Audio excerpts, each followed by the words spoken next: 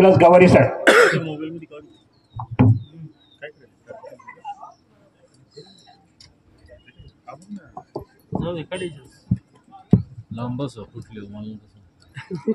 नमस्कार. जय आदिवासी. सन्माननीय व्यासपीठ, आता सर्वांची नावं घेत नाहीत, परंतु सन्माननीय मधुकरराव ताळपडे साहेब, विठ्ठलराव वनगरे साहेब, सन्माननीय लांडे साहेब आणि सर्व मान्यवर, तुम्हाला सर्वांना जय आदिवासी आणि आपल्यालाही सप्रेम जय आदिवासी. महाराष्ट्राचे आराध्य दैवत कुळवाडी भूषण राजा शिवछत्रपती, ज्यांच्या लेखणीतून भारतीय राज्यघटना साकार झाली, असे भारतीय राज्यघटनेचे शिल्पकार डॉक्टर बाबासाहेब आंबेडकर, सत्यशोधक महात्मा ज्योतिराव फुले, धरतीपुत्र क्रांतीवीर की ज्यांना धरती आबा म्हणून ओळखलं जातं, असे क्रांतीवीर बिरसा मुंडा,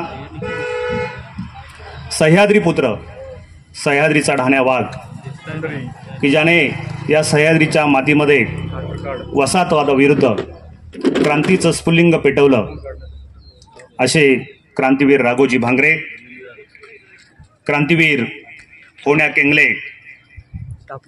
आणि या सह्याद्रीच्या मातीमध्ये या जुन्नर प्रांतात ज्या 1600 पेक्षा अधिक महादेव कोळी वीरांनी या देशासाठी, या मातृभूमीसाठी आपलं बलिदान दिलं, ते अनामिक असे 1600 महादेव कोळी वीर, अशा सर्वांच्या पवित्र स्मृतीस सर्वप्रथम अभिवादन करतो आणि त्यांच्या चरणी या ठिकाणी नतमस्तक होतो. आताच या ठिकाणी माझा उल्लेख करण्यात आला. कृपया एक विनंती आहे की सन्माननीय आदरणीय थोर साहित्यिक डॉक्टर गोविंद गारे यांच्याशी कृपया माझी तुलना करू नका. गारे साहेबांचं कार्य खूप मोठं आहे. त्यांच्यापर्यंत पोहोचण्यासाठी कदाचित मला अनेक जन्म घ्यावे लागतील. एक PhD केली आणि एक पुस्तक लिहिलं म्हणून डॉक्टर गारे साहेबांशी माझी तुलना होऊ शकत नाही. आणि म्हणून आपल्याला विनंती आहे की कृपया ही तुलना या पुढील काळामध्ये होणार नाही. मला खूप बरं वाटेल. या ठिकाणी माझ्या विषयाची सुरुवात करताना जो मला काही वेळ दिलेला आहे, एक 35 ते 40 मिनिटाचा, त्यामध्ये एकूणच या महाराष्ट्रामध्ये आदिवासींचा आणि त्यातल्या त्यात आजच्या अनुषंगाने महादेव कोळी जमातीचा जो इतिहास आहे, त्या इतिहासावर मी आपल्यासमोर मांडणी करण्याचा प्रयत्न करणार आहे. आणि मग त्या मांडणीमध्ये हा जो आपला महादेव कोळी चौतारा आहे, की ज्याला इतिहासामध्ये कोळी चबुतरा किंवा काळा चबुतरा, ब्लॅक प्लॅटफॉर्म म्हणून ओळखलं जातं, त्याचे काही संदर्भ या ठिकाणी येतील. तर एकंदर इतिहासामध्ये आपण जसं जसं मागे जातो तर आपल्याला या सह्याद्रीच्या पश्चिमेला घाट माथ्यावर 52 मावळांमध्ये जी महादेव कोळी जमात वास्तव्य करते, जे आदिवासी बांधव वास्तव्य करतात, त्यांच्या इतिहासाचे काही संदर्भ सापडतात. आणि मग हे संदर्भ शोधताना मी 1885 सालचं पुणे डिस्ट्रिक्ट गॅझेटियर बघितलं, ते माझ्या हाताला लागलं. आणि त्या पुणे डिस्ट्रिक्ट गॅझेटियरमध्ये महादेव कोळ्यांच्या संदर्भातले काही संदर्भ वाचाव्यास मिळाले. त्यातील एक अत्यंत महत्त्वाचा संदर्भ आहे. त्या संदर्भाने आपण सुरुवात करूया की मोहम्मद तुघलक आणि त्याचे पूर्वसुरीचे जे सत्ताधीश होते, दिल्लीचे सत्ताधीश, त्यांनी महाराष्ट्रावरती 1294 साली आक्रमण केलं. तेव्हा महाराष्ट्रावर देवगिरीच्या यादवांची सत्ता होती. महान राजा कृष्णदेवराय हे राज्य करत होते. देवगिरीच्या यादवांनी हे आक्रमण परतावून लावलं, परंतु पुढील काळामध्ये पुन्हा दख्खनवर आक्रमण झालं आणि देवगिरीचं हे जे राज्य होतं ते जिंकून घेण्यात आलं. आणि पुढील काळामध्ये दिल्लीचा सुलतान मुहम्मद तुघलक याने आपली राजधानी दिल्लीवरून इकडे मध्य भारतामध्ये, पश्चिम भारतामध्ये स्थलांतरित करण्याचं ठरवलं आणि दौलताबाद असं त्यांनी त्या ठिकाणी देवगिरीचं नामकरण केलं. आणि हे करताना तो पुणे जिल्ह्याच्या पश्चिमेला असणाऱ्या कोंढाणा किल्ल्यापर्यंत पोहोचला, कारण या ठिकाणचे किल्ले त्याला आपल्या ताब्यात घ्यायचे होते. आणि म्हणून त्यांनी कोंढाणा किल्ल्याला त्या काळामध्ये वेढा दिला. तेव्हा कोंढाणा किल्ल्याचा किल्लेदार होता नागनाईक हा महादेव कोळी. या नागनाईक या महादेव कोळ्याने जवळजवळ 8 महिने एक हाती आपल्या मुठभर सहकाऱ्यांसह हा जो कोंढाणा आहे तो कोंढाणा किल्ला त्यांनी लढवला. परंतु पुढील काळामध्ये त्याच्या गडावरची जी साधनसामुग्री आहे, जो शिदा आहे, जे धान्य आहे ते संपुष्टात आलं आणि मग त्यांनी सुरक्षित मार्गाने तिथून पलायन केलं. तो निघून गेला. कोंढाणा तुघलकाच्या हाती सापडला, परंतु तोपर्यंत त्याची उमेद संपुष्टात आली होती. तो पुन्हा दिल्ली या ठिकाणी निघून गेला. आणि अशा पद्धतीने कोंढाणा किल्ल्याचा किल्लेदार नागनाईक हा महादेव कोळी होता असा उल्लेख आपल्याला डिस्ट्रिक्ट गॅजेटियर ऑफ पुणे पान नंबर 115 सापडतो. अहमदनगरचं गॅजेट्स आपण बघितलं 1883 सालचं, तर त्या गॅजेटमध्ये महादेव कोळ्यांचा उल्लेख सापडतो की सह्याद्रीच्या पश्चिम भागामध्ये एकूण 52 मावळा होती आणि या 52 मावळांवर 52 महादेव कोळी नाईक या मावळांचा कारभार बघत होते. त्यांचा एक सरनाईक असायचा आणि हा सरनाईक या सर्व 52 मावळांवर, या 52 महादेव कोळी नायकांवर त्याचं नियंत्रण असायचं. आणि पुढे जुन्नर येथून तो आपला कारभार बघायचा. 52 चावडी नावाचं ठिकाण होतं, तिथून हा कारभार सगळ्या मावळांचा चालायचा. अशा प्रकारचा उल्लेख सापडतो. पुढील काळामध्ये जेव्हा इकडे सत्तेत बदल झाला, अहमदनगरच्या निजामशाहीची सत्ता या भागामध्ये आली, तेव्हा जो हा सरनाईक होता तो सरनाईक मुस्लिम सरनाईक झाला. मोहम्मद लतीफ हा शेवटचा सरनाईक होता असं डॉक्टर GS गुरिये यांनी नमूद केलेले. त्यांच्या द महादेव कोळी नावाचं त्यांचं एक पुस्तक आहे, संशोधनात्मक पुस्तक आहे महादेव कोळी जमातीवर केलेलं. त्यामध्ये त्यांनी हा उल्लेख केल्याचा आपल्याला आढळतो.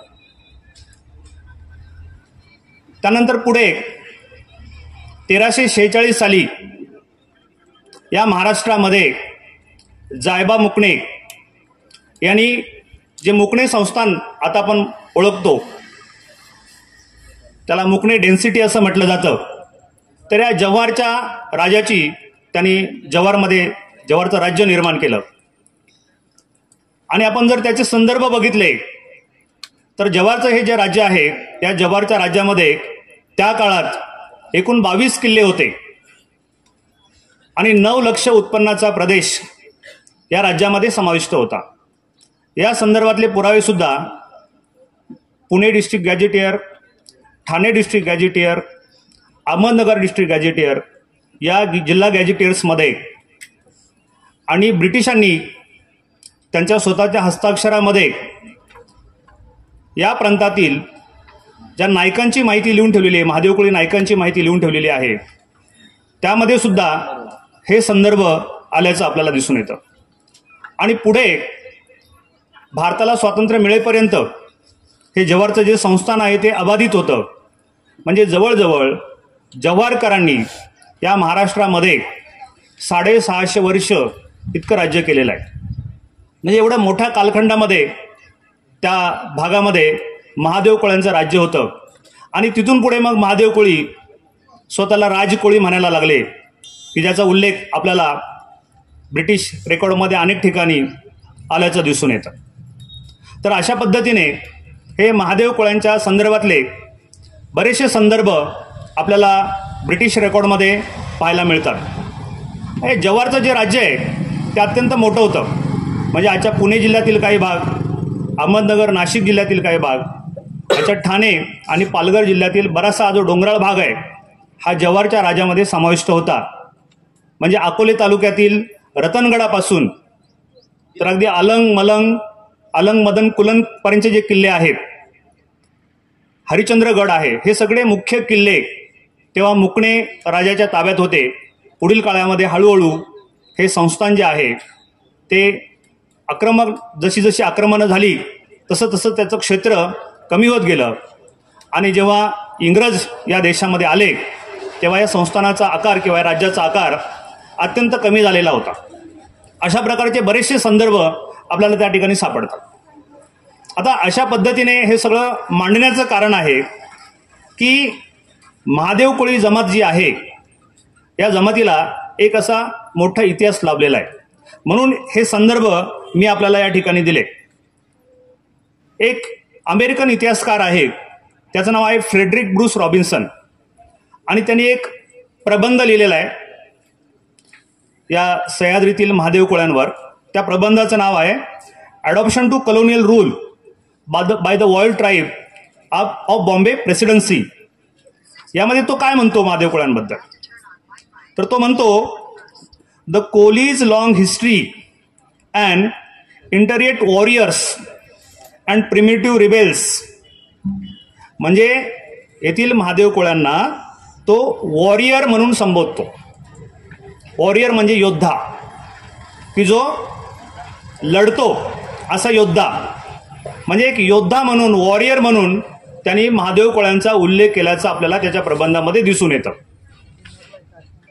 ब्रिटिश काळामध्ये जेव्हा 1857चा उठाव झाला तेव्हा इंग्रजांनी येथील स्थानिक लोकांचा उपयोग करून घेतला. महादेव कोळी लोकांमध्ये लढण्याचे जन्मजात गुण आहेत हे ब्रिटिश अधिकाऱ्यांनी ओळखलं होतं, त्यांच्या लक्षात आलं होतं. कारण कॅप्टन मॅकिंटोश हा जो एक अधिकारी आहे की जो सुरुवातीच्या काळामध्ये मद्रास लाईट इन्फंट्री नावाची एक त्यांची सैन्याची तुकडी होती, या तुकडीचा तो कॅप्टन होता. 1818 साली जेव्हा इथे पेशवाई संपुष्टात आली आणि हा सगळा प्रदेश ब्रिटिशांच्या ताब्यात आला तेव्हा ब्रिटिशांनी अहमदनगर पोलीस कॉर्प नावाची एक तुकडी निर्माण केली या भागावरती नियंत्रण मिळवण्यासाठी. आणि अहमदनगर पोलीस कॉर्पचा त्याला प्रमुख करण्यात आलं, कॅप्टन मॅकिंटोशला. आणि मग हा जो पश्चिम भाग आहे, सह्याद्रीचा जो पश्चिम पट्टा आहे, याची संपूर्ण जबाबदारी कॅप्टन मॅकिंटोश याच्यावरती सोपवण्यात आली. आणि मग तो या पश्चिम भागामध्ये फिरू लागला. तेव्हा त्याच्या लक्षात आलं की हा भाग अत्यंत दुर्गम आहे. इथं डोंगर, दऱ्याखोऱ्या, जंगलं, नद्या, नाले, प्रचंड पडणारा पाऊस आणि सगळ्यात महत्त्वाचं म्हणजे इथे असणारे दुर्धर असे अजिंक्य असे किल्ले, या सगळ्या गोष्टी त्यांनी बघितल्या. आणि मग त्याच्या लक्षात आलं की या प्रदेशावर महादेव कोळी लोकांना विश्वासात घेतल्याशिवाय आपण नियंत्रण ठेवू शकत नाही. त्याच्या सुरुवातीलाच लक्षात आलं की हे लोक या किल्ल्यांच्या आधारे इथे राहतात आणि म्हणून त्यांचा आधार पहिला संपुष्टात आणला पाहिजे. आणि म्हणून त्यांनी कॅप्टन मॅकिंटोश यांनी आणि अजून एक ब्रिटिश अधिकारी आहे कॅप्टन डिकिन्सन, या दोन अधिकाऱ्यांनी या सह्याद्रीच्या पश्चिम भागामध्ये असणारे जे सगळे किल्ले आहेत ते किल्ले उद्ध्वस्त केले. मग चावंड असेल, हडसर असेल, निमगिरी असेल किंवा हरिश्चंद्रगड असेल, रतनगड असेल, पट्टा किल्ला असेल, औंढा असेल, अलंग, मदन, कुलंग असतील किंवा साल्लेर मुल्लेर किल्ले असतील, हे सगळे जे किल्ले आहेत या किल्ल्यावर जाणाऱ्या ज्या वाटा होत्या, अवघड वाटा, या सगळ्या अवघडवाटा ब्रिटिशांनी उद्ध्वस्त केल्या. महादेव कोळी घाटावरून कोकणात उतरायचे, यासाठी विशिष्ट घाट रस्ते होते. त्यातील काही घाट रस्ते सुद्धा ब्रिटिशांनी उद्ध्वस्त केले, सुरुंग लावून उद्ध्वस्त केले. आज आपण बघतो की अनेक किल्ल्यांवर जाणाऱ्या ज्या पायऱ्या आहेत त्या पायऱ्या नष्ट केलेल्या आहेत, त्या या काळामध्ये नष्ट झालेल्या आहेत. तर जेणेकरून या लोकांनी या किल्ल्यांचा उपयोग करून हा प्रदेश पुन्हा आपल्या ताब्यात घेऊ नये, या पाठीमागची त्याची ती दूरदृष्टी होती. आणि मग पुढील काळामध्ये जे उठाव झाले त्याकडे आपण येणारच आहोत. परंतु त्याच्या अगोदर आजचा आपला जो कार्यक्रम आहे महादेव कोळी चौथऱ्याचा, त्या मुद्द्याकडे मी तुम्हाला घेऊन जातो. साधारणपणे 1630 मध्ये राजा शिवछत्रपती यांचा याच भूमीमध्ये जन्म झाला, याच किल्ल्यावर जन्म झाला, हे आपल्याला सगळ्यांना माहित आहे. आणि त्या काळामध्ये दिल्लीचा बादशाह शहाजहान हा स्वतः मोठी फौज घेऊन या ठिकाणी ज्या पातशाया होत्या त्यांचा निःपात करण्यासाठी आणि या ठिकाणचे इतर जे सरदार होते त्यांचाही बिमोड करण्यासाठी तो दख्खनेवर चालून आला होता. आणि सर्वप्रथम त्याने विजापूरचा जो आदिलशाह आहे त्याच्यावरती आक्रमण केलं. आदिलशहाने शरणागती पत्करली, त्याचं मांडलिकत्व पत्करलं आणि ते दोघे एकत्र आले. आणि मग त्यांनी अहमदनगरच्या निजामशाहीवर आपलं लक्ष केंद्रित केलं. तेव्हा छत्रपती शिवाजी महाराजांचे वडील शहाजी राजे यांनी मुर्तुजा निजामशाह याला गादीवर बसवून हा जो अहमदनगरच्या निजामशाहीचा कारभार आहे तो आपल्या हाती घेतला होता. आणि मग मुघलांनी आणि विजापूरच्या आदिलशहाने या भागावरती आक्रमण केलं. आणि तेव्हा मुर्तुजा निजामशाह हा जो आपला कोकणातील किल्ला आहे साहेब, आपल्या इथे जो किल्ला आहे माहुलीचा किल्ला, हा माहुलीच्या किल्ल्यावर तो मुर्तुजा निजामशाह होता. आणि मग शहाजी राजांचा त्या ठिकाणी नाविलाज झाला. त्यांनी या मुर्तुजा नावाच्या त्या अहमदनगरच्या निजामशहाला मुघलांच्या ताब्यात दिलं. आणि त्यांच्याशी जो तह झाला त्या तहामध्ये पश्चिमेकडील काही किल्ले मुघलांना देण्यात आले. आणि मग जी हद्द आहे ती हद्द ठरली. आपली जी भीमाशंकरला नदी उगम पावती भीमा नदी, त्या भीमा नदीच्या दक्षिणेला जो भाग आहे तो शहाजीराजांना जहागिरी म्हणून मिळाला. आणि त्याच्या उत्तरेकडचा जो भाग आहे म्हणजे आपला जुन्नर प्रांत जो आहे तो मुघलांच्या ताब्यात गेला. आणि जुन्नर प्रांतावर पहिल्यांदा मुघलांची सत्ता आली. त्याच्या अगोदर जुन्नर प्रांतावरती अहमदनगरच्या निजामशाची सत्ता होती, परंतु पश्चिमेकडचा भाग मात्र त्याच्या वर्चस्वाखाली कधीच नव्हता. त्या ठिकाणचे जे महादेव कोळी आहेत ते स्वतंत्रपणे वागत होते, त्याच्यावरती त्याला नियंत्रण मिळवता आलं नव्हतं. आणि मग जुन्नर प्रांत जेव्हा मुघलांच्या ताब्यात गेला तेव्हा मुघलांनी या ठिकाणी जमीन मोजण्याची एक पद्धत निर्माण केली. शहाजहानच्या अगोदर म्हणजे अकबराचा एक मोठा, त्याला आपण अर्थमंत्री म्हणू शकतो, असा एक मोठा अधिकारी होता तोडरमल. या तोडरमलने उत्तर भारतामध्ये एक महसूल पद्धत निर्माण केली होती.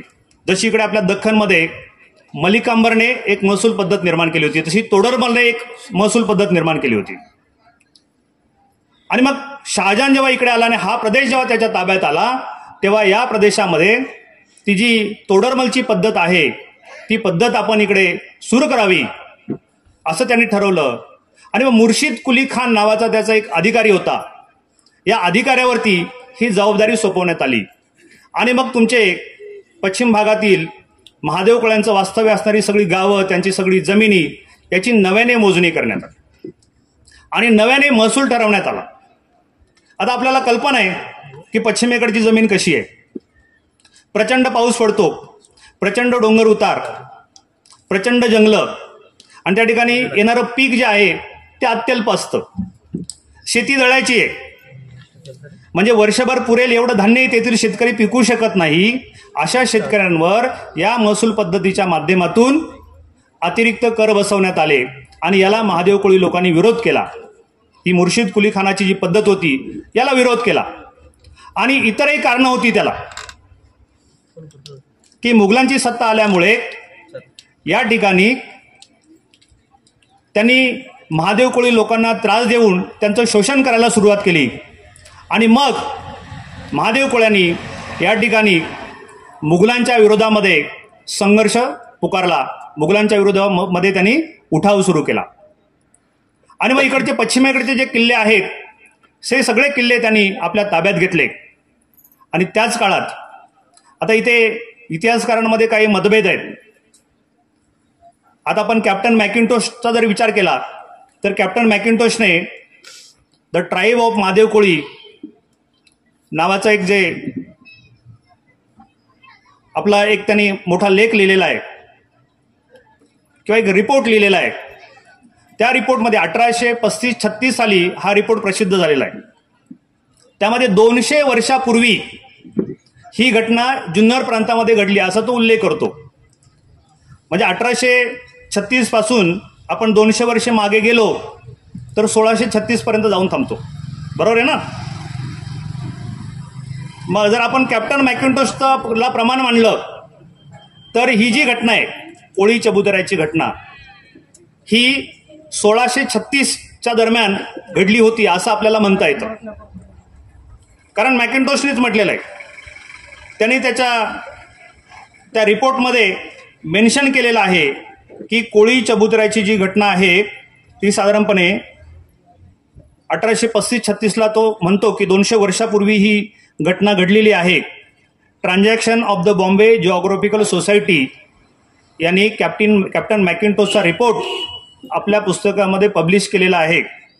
आणि त्या रिपोर्टमध्ये साधारणपणे पान नंबर 241-42 वर त्यांनी ही गोष्ट मेन्शन केलेली आहे.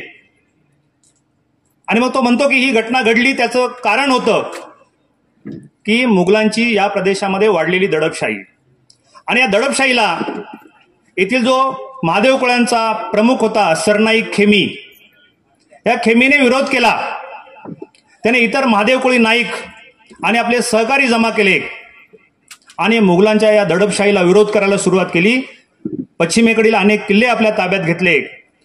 आणि त्याच काळामध्ये म्हणजे काही इतिहासकारांनी ही घटना साधारणपणे 1657च्या दरम्यान घडली. म्हणजे जी.एस. गुरियेंना जर आपण बघितलं तर जी.एस. गुरिये 1657 साली घडली असं म्हणतात. आणि कॅप्टन मॅकिंटोश काय म्हणतो की त्या काळामध्ये या प्रदेशामध्ये छत्रपती शिवाजी महाराजांनी स्वराज्य स्थापनेचं कार्य हाती घेतलं होतं असंही म्हणतो तो. अधिक तो काय म्हणतो की ही घटना 200 वर्षापूर्वी घडली. म्हणजे आपण 1636ला जातो. आता 1636ला जर आपण गेलो तर छत्रपती शिवाजी महाराजांचा जन्म 1630ला झालेला आहे. मग पुढील 6 म्हणजे 1636ला शिवाजी महाराज 6 वर्षाचे होते. मग 6व्या वर्षी काही शिवाजी महाराजांनी स्वराज्य स्थापनेचं कार्य हाती घेतलं नव्हतं. साधारणपणे शिवाजी महाराजांनी 14व्या वर्षी 13व्या-14व्या वर्षी आपल्या स्वराज्य स्थापनेच्या कार्याला सुरुवात केली होती. आणि म्हणून मग आपण असं म्हणू शकतो की ही घटना पुढील काळामध्ये घडलेली आहे. साधारणपणे 1650 नंतर ही घटना घडलेली आहे. कारण त्यांनी स्पष्टपणे म्हटलेलं आहे की महादेव कोळ्यांनी जो उठाव केला मुघलांच्या विरोधामध्ये त्याची 2 कारणं आहेत. एक म्हणजे या ठिकाणी त्यांनी राबवलेली तोडरमल जमीन महसूल पद्धत ती महादेव कोळ्यांना मान्य नव्हती. आणि दुसरं कारण त्यांनी दिलेलं आहे की त्याच काळात या भागामध्ये छत्रपती शिवाजी महाराजांनी स्वराज्य स्थापनेचं कार्य हाती घेतलं होतं. त्यामुळे हे महादेव कोळी प्रभावित झाले होते आणि त्यांनी आपल्या निष्ठा छत्रपती शिवाजी महाराजांच्या प्रती व्यक्त केल्या होत्या. आणि हाच खरा मोठा धोका त्या ठिकाणी मुघलांना होता. कारण जुन्नर प्रांत मुघलांच्या दृष्टीने महत्वाचा होता, अत्यंत समृद्ध होता. अहमदनगरच्या निजामशाहीची पहिली राजधानी जुन्नर होती. पुढे जाऊन त्याने मग खडकी नावाचं गाव, ज्याला पुढे अहमदनगर नाव पडलं, तिकडे आपली राजधानी त्याने पुढे नेली. आणि म्हणून जुन्नर त्यांच्या दृष्टीने महत्वाचं होतं. आणि म्हणून कुठल्याही परिस्थितीमध्ये जुन्नर प्रांत, म्हणून त्यांनी शहाजी राजांना जुन्नर प्रांत दिला नाही, मुघलांनी आपल्या ताब्यात ठेवला. म्हणजे त्यांच्या दृष्टीने जुन्नर प्रांत मोठा होता आणि जुन्नर प्रांत जर ताब्यात ठेवायचा असेल तर येथील महादेव कोळी आपल्या ताब्यात असले पाहिजेत. असं त्यांना वाटत होतं. आणि जेव्हा महादेव कोळ्यांनी उठाव केला तेव्हा कुठच्याही परिस्थितीमध्ये हा उठाव आपण चिरडून टाकला पाहिजे, मोडून टाकला पाहिजे असं मुघलांना वाटलं. आणि मग त्यांनी एक मोठं सैन्य पाठवलं आणि मग पश्चिमेला असणाऱ्या सगळ्या गावांमधून सगळे किल्ले पहिल्यांदा त्यांनी आपल्या ताब्यामध्ये घेतले. हे सगळं सैन्य गावागावांमध्ये गेलं आणि तेथून अनेक महादेव कोळ्यांना पकडून जुन्नर या ठिकाणी आणण्यात आलं. आणि मग जुन्नर या ठिकाणी या सर्व महादेव कोळी वीरांना ठार मारण्यात आलं. त्यांच्या मुंडक्यांचा ढीग रचण्यात आला.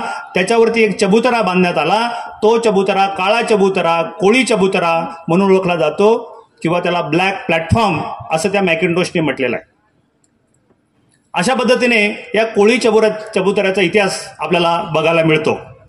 आता या चबुतऱ्याबद्दल एक लेखक आहेत, मी जाणीवपूर्वक त्यांचा उल्लेख या ठिकाणी करतो. त्यांचं पुस्तक आहे जुन्नर शिवनेरी परिसर आणि लेखक आहेत सुरेश जाधव.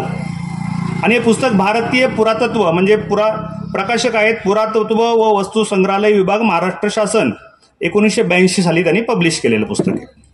त्यामध्ये त्यांनी काय म्हटलंय सुरेश जाधव यांनी की इसवी सन 1650च्या दरम्यान पुणे जुन्नर परिसरात कोळ्यांनी बंड केले. मुघलांनी आपले सैन्य पाठवून त्यांचे बंड मोडले. बऱ्याच कोळ्यांना पकडून जुन्नरला आणले व त्यांचा शिरच्छेद शिवनेरीवर केला. काय म्हटलंय? शिवनेरीवर केला. या जागेस जुन्नरमध्ये काळा चबुतरा असे म्हटले जाते. म्हणजे याच्यावरून सिद्ध होतं की कोळी चबुतऱ्याचं ठिकाण कोणतं आहे. त्यानंतर दुसरा एक रेफरन्स आहे, तोही मी तुम्हाला या ठिकाणी देतोय की तो आहे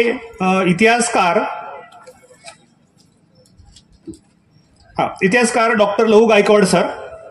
शिवनेरीची जीवनगाथा, त्यांनी शिवनेरीवरतीच आपलं संशोधन केलेलं आहे. शिवनेरीची जीवनगाथा हे पुस्तक आपल्यापैकी बऱ्याच जणांनी वाचलं असेल.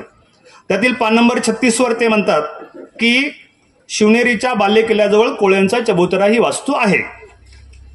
त्यानंतर त्याच पुस्तकात अजून ते म्हणतात की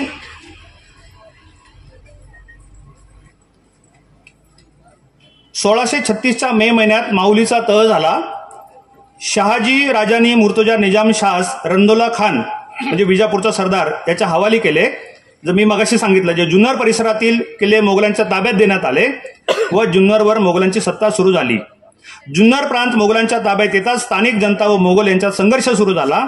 जुन्नरमधील व जुन्नरच्या पश्चिमेकडील कोळी समाजाने म्हणजे महादेव कोळ्याने मुघलांविरुद्ध बंड केले.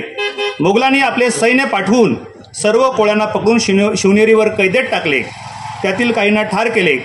बऱ्याच कोळ्यांना शिवनेरीवर जेथे मारले त्याला कोळी चबुतरा असं म्हटलं जातं. अशा पद्धतीने डॉक्टर लहू गायकवाड सर असतील किंवा सुरेश जाधव हे असतील आणि त्यांचं पुस्तक तर पुरातत्व विभागानेच प्रकाशित केलेलं आहे. तर त्यांच्या या साहित्यामध्ये कोळी चबुतऱ्याचा उल्लेख येतो. जसं तो Pune district gazetteer 1885, Ahmednagar district gazetteer 1883 आणि ग्रँड डफ याचं हिस्ट्री ऑफ मराठा नावाचं पुस्तक आहे. या पुस्तकामध्ये सुद्धा या घटनेचा उल्लेख आलेला आहे. तर तो ग्रँड डफ जो हिस्टोरियन आहे, ब्रिटिश इतिहासकार आहे आणि त्यांनी हिस्ट्री ऑफ मराठा नावाचं एक पुस्तक लिहिलं. अत्यंत सुप्रसिद्ध असं पुस्तक आहे मराठ्यांच्या इतिहासावर. त्यामध्ये त्यांनी या घटनेचा जो उल्लेख आहे तो त्यामध्ये केलेला आहे, मेन्शन केलेला आहे. परंतु त्यांनी पुन्हा त्या घटनेचा जो रेफरन्स आहे, त्यांनी जी मांडणी केलेली त्याच्या पुस्तकामध्ये त्याचा रेफरन्स पुन्हा त्याने कॅप्टन मॅकिंटोशचा जो रिपोर्ट आहे त्या रिपोर्टला आधार मानून त्यांनी या गोष्टीचा उल्लेख केलेला आहे. तर अशा पद्धतीने कॅप्टन मॅकिंटोशचा report, Pune district gazetteer 1885, Ahmednagar district gazetteer 1883, Grant डफचा हिस्ट्री ऑफ मराठा, त्यानंतर सुरेश जाधव यांचं शिवनेरी जुन्नर परिसर आणि डॉक्टर लहू गायकवाड सर यांचं शिवनेरीची जीवनगाथा, अशा पुस्तकांमध्ये महादेव कोळी चबुतरा जो आहे त्याला कोळी चबुतरा इतिहासामध्ये म्हणून ओळखलं गेलेलं आहे. याचा आपल्याला त्या ठिकाणी रेफरन्स सापडतो. आपण कुणीही जाऊन त्या ठिकाणी हे रेफरन्स शोधू शकता, कारण ही सगळी जी डॉक्युमेंट्स आहेत ते अवेलेबल आहेत. अशा पद्धतीने या 1600 महादेव कोळी वीरांना त्यांची नावं कुठेही नाही आहेत. हे सगळे अनामिक वीर आहेत आणि त्यांचा जो हा पहिला उठाव होता, पहिलं जे बंड होतं जे मुघलांच्या विरोधामध्ये झालं, हे पहिलं बंड मोगलांनी त्या ठिकाणी मोडून टाकलं आणि हा जो प्रांत आहे तो प्रांत आपल्या ताब्यात ठेवला. म्हणजे त्यांच्या दृष्टीने जुन्नर प्रांताचं महत्त्व किती होतं हे आपल्याला या घटनेमधून समजतं. हे आपण लक्षात घेतलं पाहिजे की मुघलांच्या दृष्टीने जुन्नर प्रांत किती महत्त्वाचा होता. आणि मग त्या पुढील काळामध्ये छत्रपती शिवाजी महाराजांनी जुन्नरवरती स्वारी केली, जुन्नर लुटलं, शिवनेरी जिंकण्याचाही प्रयत्न केला. परंतु जर सुरुवातीपासून जुन्नर प्रांत शिवाजी महाराजांच्या ताब्यात असता तर अजून जो इतिहास आहे तो इतिहास त्याचे अनेक पुरावे आपल्यासमोर आले असते. परंतु पुढील काळामध्ये छत्रपती शिवाजी महाराजांनी हाही प्रांत जिंकून आपल्या स्वराज्यामध्ये सामील केल्याचं आपल्याला दिसून येतं. अशा पद्धतीने हा कोळी चबुतऱ्याचा इतिहास आहे. म्हणजे जर आपण पाठीमागे गेलो तरी महादेव कोळ्यांच्या इतिहासाच्या दृष्टीने ही घटना अत्यंत महत्त्वाची आहे. जशी मी सिंहगडाची घटना म्हणजे कोंढाण्याची घटना तुम्हाला सांगितली, कोंढाण्याचा प्रसंग सांगितला, तसा कोळी चबुतऱ्याचा म्हणजे शिवनेरीवरती घडलेला हा जो प्रसंग आहे तो प्रसंगही महादेव कोळ्यांच्या इतिहासामध्ये अत्यंत महत्त्वाचा आहे. आणि 1346 साली जव्हार या ठिकाणी महादेव कोळ्यांचं जे राज्य निर्माण झालं, जायबा मुकणे या महादेव कोळी नायकाने जे राज्य निर्माण केलं आणि जे पुढे 650 वर्ष टिकलं, ती घटनाही महादेव कोळ्यांच्या इतिहासामध्ये अत्यंत महत्त्वाची आहे. हे सगळं आपल्याला त्या मॅकिंटोच्या रिपोर्टमध्ये बघायला मिळतं. आपण जी गोत्राणी सिस्टम जी आहे आपली महादेव कोळ्यांची गोत्राणी सभा, त्या गोत्राणी सभेची सुद्धा अत्यंत विस्तृत माहिती कॅप्टन मॅकिंटोशने दिलेली आहे. तो महादेव कोळी जमातीचा प्रथम अभ्यासक म्हणून ओळखला जातो आणि म्हणून कॅप्टन मॅकिंटोशचा रिपोर्ट आपल्यासाठी इतिहासाच्या दृष्टिकोनातून अत्यंत महत्त्वाचा आहे. ते महत्त्वाचं डॉक्युमेंट आहे, हे आपण लक्षात घेतलं पाहिजे. तर अशा पद्धतीने महादेव कोळ्यांना एक मोठी ऐतिहासिक पार्श्वभूमी लाभलेली आहे. आणि मग जसजसं आपण इतिहासामध्ये पुढे जातो, जसजसा हा इतिहास पुढे सुरू राहतो आणि जसे जसे पुढे मग पेशवाई येते किंवा छत्रपती शिवाजी महाराजांचा जरी काळ घेतला तरी छत्रपती शिवाजी महाराजांच्या सैन्यामध्ये लढणारे म्हणजे महादेव कोळी अग्रक्रमाने शिवाजी महाराजांच्या त्या सैन्यामध्ये लढलेले आहेत. मुळात मावळे हे जे नाव आहे ते मावळात राहणाऱ्या लोकांपासून मिळालेलं आहे. कारण आजही देशामध्ये पूर्वेकडील लोक पश्चिमेकडे राहणाऱ्या लोकांना काय म्हणतात? मावळी लोक. शिवाजी महाराजांच्या सैन्याला सुरुवातीच्या काळात मावळीच म्हटलं जात होतं. मावळीवरून नंतर मावळे झाले. म्हणजे शिवाजी महाराजांच्या स्वराज्य स्थापनेच्या कार्यामध्येही आपण आपलं महत्त्वाचं योगदान महादेव कोळ्यांनी त्या ठिकाणी दिल्याचं आपल्याला दिसून येतं. पुढे पेशवाई आल्यानंतर मुघलांच्या ताब्यातील हे जे किल्ले आहेत म्हणजे अलंग असेल, मदन असेल, कुलंग असेल, हे किल्ले जिंकून देण्यामध्ये किंवा साल्हेर मुल्हेर त्रिंबकगड असेल, हे किल्ले जिंकून देण्यामध्ये महादेव कोळ्यांनी त्या ठिकाणी महत्त्वाची भूमिका बजावलेली आहे. मग पट्टेकर असतील, भांगरे असतील, खाडे असतील, पिचड असतील, देशमुख असतील, असे जे राजूर डांगण किंवा राजूरचा जो भाग आहे त्या भागातील जे महादेव कोळी नाईक आहेत, या नायकांनी पुढील काळामध्ये मोठ्या प्रमाणामध्ये पराक्रम गाजवलेला आहे, शौर्य गाजवलेलं आहे. आणि मग पुढे 1818 साली पेशवाई संपल्यानंतर ब्रिटिशांची वासाहतिक सत्ता सुरू होते आणि मग आपल्याला पुढे जाऊन 15 ऑगस्ट 1947 साली स्वातंत्र्य मिळतं.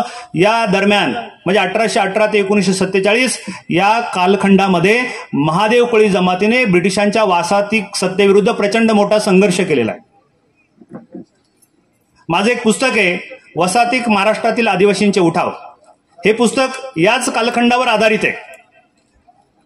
हे पुस्तक जर आपण वाचलं तर आपला सगळा जो घटनाक्रम आहे किंवा महादेव कोळी जमातीचं जे स्वातंत्र्य लढ्यातलं योगदान आहे ते योगदान आपल्याला दिसणार आहे. अनेक इतिहासकारांनी इतिहास लेखन करताना 1857चा उठाव ही घटना मध्यवर्ती ठेवून इतिहास लेखन केलं. त्याच्यामुळे त्याच्या अगोदर झालेल्या ज्या घटना आहेत त्यांना इतिहासामध्ये कुठे स्थान मिळाल्याचं आपल्याला दिसत नाही. आणि मग स्वातंत्र्याचा लढा इतिहासकारांनी म्हटलं की 1857 पासून सुरू झाला, परंतु तसं नाहीये, ते अर्धसत्य आहे. मुळात त्याच्या अगोदर स्वातंत्र्याचा लढा सुरू झालेला आहे आणि स्वातंत्र्याचा लढा या देशामध्ये सर्वात प्रथम या देशातल्या आदिवासींनी सुरू केलेला आहे ब्रिटिशांविरुद्ध. आदिवासी जमातींनी जे विविध प्रकारचे लढे दिले, मग तो बिहार प्रांत असेल किंवा बंगाल प्रांत असेल, मद्रास प्रांत असेल, मध्य प्रांत असेल किंवा हा जो मुंबई प्रांत ज्याला बॉम्बे प्रेसिडेन्सी असं म्हटलं जातं, हे जे ब्रिटिशांनी सगळे प्रशासकीय विभाग केले होते आपल्या राज्यकारभाराच्या सोयीसाठी, या प्रत्येक प्रांतामध्ये तेथील स्थानिक आदिवासी जमातींनी वेगवेगळ्या काळामध्ये ब्रिटिशांविरुद्ध उठाव केलेले आहेत. आणि म्हणून स्वातंत्र्याचा जो इतिहास आहे तो पाठीमागे जातो. आदिवासींच्या उठावाने भारतीय स्वातंत्र्याच्या उठावाची सुरुवात झालेली आहे. हे आपल्यासाठी अत्यंत अभिमानाची बाब आहे आणि म्हणून हा इतिहास आपण जाणून घेतला पाहिजे. काय झालं 1818ला स्वातंत्र्य मिळाल्यानंतर पुढे कोणकोणत्या घडामोडी घडल्या, कोणकोणत्या घटना घडल्या, मावळांमध्ये काय झालं, सह्याद्रीच्या प्रदेशामध्ये काय झालं, हे आपल्याला इतिहासाच्या पुस्तकामध्ये वाचायला मिळणार नाही. कारण इतिहास आपण लिहिला नाही, इतिहासकारांनी या इतिहासाकडे लक्ष दिलं नाही, त्याच्यावरती लेखन झालं नाही, संशोधन झालं नाही, त्यामुळे हा इतिहास आपल्यापर्यंत पोहोचला नाही. आणि मग मगाशी सांगितलं की आपल्यामध्ये एकीपेक्षा बेकीच जास्त दिसते. त्याचं कारण काय? आपण आपला इतिहास कधी जाणूनच घेतला नाही आणि जो आपला इतिहास विसरतो त्याला कुठच्या प्रकारचं भविष्य नसतं. हे एक वाक्य, सर्वकालिक वाक्य, आपल्याला सगळ्यांना माहिती आहे. आपला इतिहास आपल्याला लिहिता आला नाही, त्या पाठीमागचं प्रमुख कारण आहे आपण शिकलो नाही. कारण शिक्षणाच्या सुविधा आपल्या भागामध्ये नव्हत्या. संशोधन म्हणजे काय आपल्याला माहीत नव्हतं, पुस्तक लेखन म्हणजे काय आपल्याला माहीत नव्हतं. तर कसा इतिहास लिहिणार आपण? परंतु जर आपण आपलं मौखिक साहित्य बघितलं, आपली लोकगीतं बघितली, पोवाडे बघितले, कथा बघितल्या, जात्यावरच्या ओव्या बघितल्या, तर याच्यामध्ये आपल्याला या सगळ्या इतिहासाचे पुरावे लपल्याचे दिसतात. आणि सुरुवातीच्या काळामध्ये मी या सगळ्या इतिहासापासून अनभिज्ञ होतो. आदरणीय डॉक्टर गोविंद गारे यांचं सगळं साहित्य वाचून काढलं, परंतु लिंक लागत नव्हती. मौखिक साहित्य, त्या मौखिक साहित्याचा अभ्यास केला, जात्यावरच्या ओव्या, लोकगीते, पोवाडे सगळे जमा केले, मिळवले, वाचले.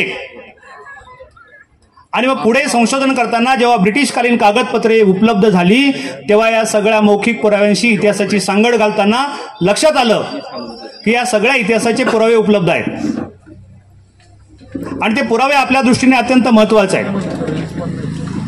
आणि मग ब्रिटिश काळामध्ये, वसाहत काळामध्ये जेव्हा ब्रिटिशांनी या भागामध्ये येथील जनतेचं शोषण करायला सुरुवात केली, आर्थिक शोषण, सामाजिक शोषण, राजकीय शोषण, अशा पद्धतीचं शोषण जेव्हा करायला सुरुवात केली तेव्हा महादेव कोळी पुन्हा जागा झाला. महादेव कोळाला जागा करावं लागतं. जेव्हा अडचणी निर्माण होतात, संकट येतात, तेव्हा तो झोपेतून जागा होतो. परंतु आताच्या काळामध्ये सतत जागा राहण्याची आवश्यकता आहे. आणि मग जेव्हा पुन्हा आमच्या हक्कांवर आणि अधिकारांवर गदा आली ब्रिटिशांच्या द्वारे, आमचे सगळे किल्ल्यांवरचे अधिकार काढून घेण्यात आले. नवनवीन आणि ताज्या घडामोडींसाठी महाराष्ट्र जनभूमी न्यूजला सबस्क्राईब करा. त्याचबरोबर बेल आयकॉनवर क्लिक करा आणि मिळवा आमच्या बातम्यांचे नोटिफिकेशन्स.